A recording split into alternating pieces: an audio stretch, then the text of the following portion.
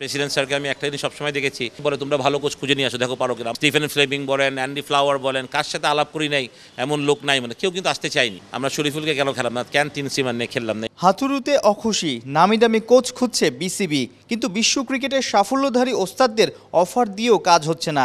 ওই সুযোগেই কি বাংলাদেশ জাতীয় দলে একনায়কতন্ত্র প্রতিষ্ঠা করে ফেলেছেন লঙ্কান গুরু? যা মন চায় তাই করেন, ধার ধারেন না বিসিবি পরিচালকদেরও। মঙ্গলবার বোর্ড সভাতে হাতুড়ু ইস্যুতে বেশ চটেছেন একাধিক পরিচালক। এটা তো হয়েছেই, বোর্ডে যেটা কথা হয়েছে এটা তার বাইরে বলা যাবে না, এটা বোর্ড মিটিংয়ে হয়েছে। বাট ডেফিনেটলি হ্যাঁ, আমরা সেটা নিয়ে মানে আলাপ হবে না এটা তো না, বোর্ডে তো অবশ্যই অনেক কিছু নিয়ে আলাপ হয়। আপনি ওয়ানডে বিশ্বকাপে দলের সঙ্গে ছিলেন, হাতুড়ু সিংকে গেল 1.5 বছর ধরে দেখছেন, যদি আরও আগামী বছরের পর্যন্ত তার চুক্তি আছে। হাউএভার হাতুড়ু সিংয়ে এই টার্মে আপনার কি মনে হয়, তাকে ইভ্যালুয়েশন কীভাবে করবেন? এই হাতুড়া সিংকে গত প্রথমবার যখন বাংলাদেশে এসেছিল তখনকার থেকে তার একটাই ডিফারেন্স আমি অনেক বেশি চোখে পড়েছে আমার, যে খুব ডিকটেট করে সত্যি কথা বলতে সব কিছুতে। এইটা আমি পছন্দ করি না। আমার মনে তার ম্যানেজমেন্টে যথেষ্ট প্রবলেম আছে, সেটা আমি সবসময় বলি, এটা আমি সবসময় বলেও যাবো, যেটা আমি দেখেছি লাস্ট ওয়ার্ল্ড কাপে। তার প্ল্যানিংয়ে এই বছর আমি মানে এই ওয়ার্ল্ড কাপে হয়তো আমার খুব একটা ভালো লাগেনি। মানে দেখেন, প্রত্যেকটা মানুষের একটা স্ট্রং জোন থাকে, উইক জোন থাকে, বাট আমার যখন উইক জোন থাকবে সেটাতে আমি কাজ করার চেষ্টা করবো, ডেভেলপ করার। তা আমার হাতুকে একটাই পরামর্শ থাকবে যে এই জায়গাটায় যে তার ম্যানেজমেন্ট আরও ডেভেলপ করা উচিত। হাতুড়ু হয়তো ভেবেছেন তাসকিনের ঘুমকাণ্ডে তাকে নিয়ে আলোচনা কম হবে, অথচ ওই ভারত ম্যাচেই কোচের রক্ষণাত্মক ছক প্রশ্নবিদ্ধ হয়েছে। কোচ ক্যাপ্টেনের রিপোর্ট চায় বিসিবি। হ্যাঁ, ডেফিনেটলি তাসকিন ওই ম্যাচটা না খেলাতে আমি মনে করি আমাদের অনেক ক্ষতি হয়েছে সত্যি কথা বলতে গেলে।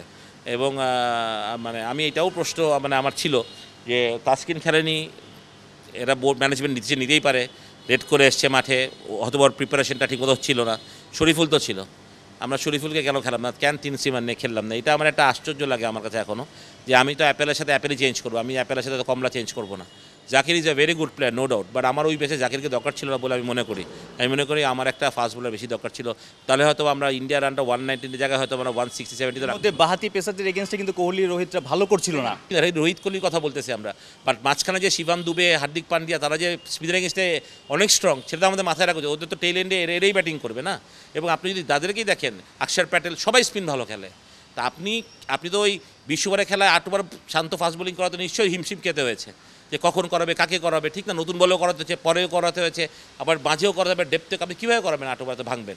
তো 8টা ফাস্ট বোলার থাকলে আমি মনে করি এটা ম্যাচ ইজিয়ার হতো বাংলাদেশের জন্য। একটা না যে খালি আফগানিস্তান আমরা ওই 12 ওভারে 1 বলে করতে পারি নাই, বা অন্যান্য ম্যাচগুলোতে আমরা কেন এরকম হলো, বা কীরকম আমরা নেপালের সাথে এত কম রান করলাম কেন, বা আমাদের ওইরকম ব্যাটিং প্ল্যানিংটা কীরকম ছিল, এগুলো সবই তো রিপোর্ট দেওয়ার প্রয়োজন আছে। এই রিপোর্ট আসলে হয়তো বা সেটা তখন আরও ওয়াস্টলি বলা যাবে, তখন হয়তো বা বোর্ড থেকে হয়তো বা নির্দেশনা যেতে পারে বা বলতে পারেন। রিপোর্ট কি আসলে আদৌ দেয় কিনা, বা কি সিস্টেমটা কি আসলে? না, এটা নিয়ে আমি কালকে বলেছি, রিপোর্ট তো দেওয়াই উচিত। মানে এইভাবে তো হলে হবে না, একটা তো জবাব দেওয়া থাকা উচিত। সাইফুল রূপক, ৭১।